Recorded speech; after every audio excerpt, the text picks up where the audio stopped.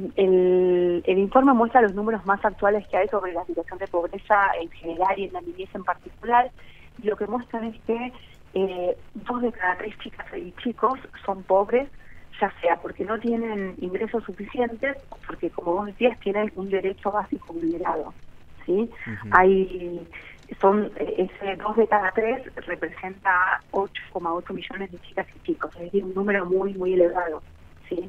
Claro. De chicos que todos los días encuentran situaciones de desventajas, ¿no? No comen de manera adecuada, en muchos casos no pueden ir a la escuela, no tienen acceso a agua potable, es decir, una situación que claramente los pone en riesgo. Ahora, hay una separación entre lo que es la pobreza monetaria, si se quiere, por los salarios, y la pobreza total, ¿no?, que es más elevada. ¿Por qué esa distinción? Mira, esta distinción va justamente para tener una mirada más abarcativa del fenómeno, ¿no? Porque, por un lado, como vos decís, está la situación de los ingresos, ¿no? Chicos que viven en hogares sin ingresos suficientes. Pero en muchos casos también puede ser que por una situación de coyuntura un hogar tenga ingresos suficientes, porque hay muchos adultos que trabajan, por ejemplo, pero que vive en una zona sin agua potable, o que abandonaron la escuela, o que viven hacinados. Entonces, eso también es tener un derecho vulnerado. Claro, es complicado. Cuando hablamos de temas salarios, a ver... Cuando hablamos, se me cortó, disculpame, cuando hablamos... Sí, le digo, cuando hablamos del tema salarios, una particularidad que se viene dando en la Argentina, por lo menos durante todo el año pasado, es que aumenta el empleo, pero sigue aumentando la pobreza, es decir, los salarios ya no alcanzan para cubrir las necesidades básicas. Exacto. A ver, un punto que aparece en el informe es que la gran mayoría de los chicos y chicas pobres viven con adultos ocupados. Lo que pasa es que viven en su mayoría con ocupados informales, es decir, ocupados que tienen salarios más bajos, ocupados que tienen puestos inestables. Entonces, no es solamente un tema de trabajo, sino de qué tipo de trabajo, ¿no? Claro. Y por otro lado, respecto a los ingresos, en un contexto de inflación, suele, y es lo que pasa ahora en nuestro país, crece más la inflación que lo que crecen los salarios. Claro. Los salarios también crecen, pero siempre están un poco por atrás de la inflación. Entonces, eso es como un efecto que genera que aumenten los niveles de pobreza. Claro. Ahora hablado del tipo de trabajo, me imagino que la informalidad debe castigar fuerte cuando hacen estos análisis. Exacto. La informalidad laboral muestra que no protege contra la pobreza, ¿no? Cuando hay muchos chicos y chicas que viven con ocupados, o sea, con su mamá, con su papá, que están ocupados, pero son trabajadores informales y son pobres, claro, porque los ingresos son insuficientes. Claro. A ver, no está bueno hablar de futuro, pero uno más o menos se puede imaginar lo que va a ser el informe del segundo semestre del año pasado, todavía datos que no se conocen, sí, por lo que ha sido la elevada inflación del segundo semestre. Probablemente estos números sean también preocupantes seguramente, pero quizás sean peores. Sí, como vos decís, es complicado hablar de futuro. A ver, no sabemos cuál va a ser el número, pero lo que probablemente sea muy similar o un poquito por arriba que que estamos presentando, ¿no? Porque, como vos decías, digamos, la inflación, digamos, estuvo en niveles elevados y los salarios y las transferencias se les dieron un poco por atrás. Entonces, probablemente de mínima se mantenga y hasta crezca un poco.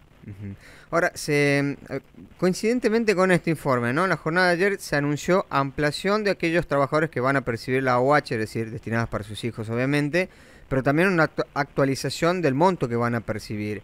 Es casi como que el gobierno también está leyendo este análisis de ustedes y saben que es importante la AUH para estos sectores. Sí, lo que la AUH es muy importante para estos sectores, pero lo que se anunció ayer no es de la AUH, sino de las asignaciones familiares, sí, de los trabajadores formales. Pero está bueno el punto que vos tenés, porque la asignación universal cumple un rol fundamental para estos hogares de menores ingresos, ¿no? Porque había algunos ejercicios que se presentan en el informe que si no existiera la asignación universal por hijo, la pobreza sería más alta, claro, ¿no? La asignación universal por hijo, si bien como consecuencia de la inflación también queda muchas veces atrás, pero sin embargo sigue cumpliendo un rol muy importante. Ujú. Habría que profundizar ese tipo de intervenciones del Estado. Hay sectores que dicen que, a ver, el Estado tiene que intervenir lo menos posible. Evidentemente, sin la intervención estaríamos mucho peor. Sí, nosotros creemos que el rol del Estado es fundamental, ¿no?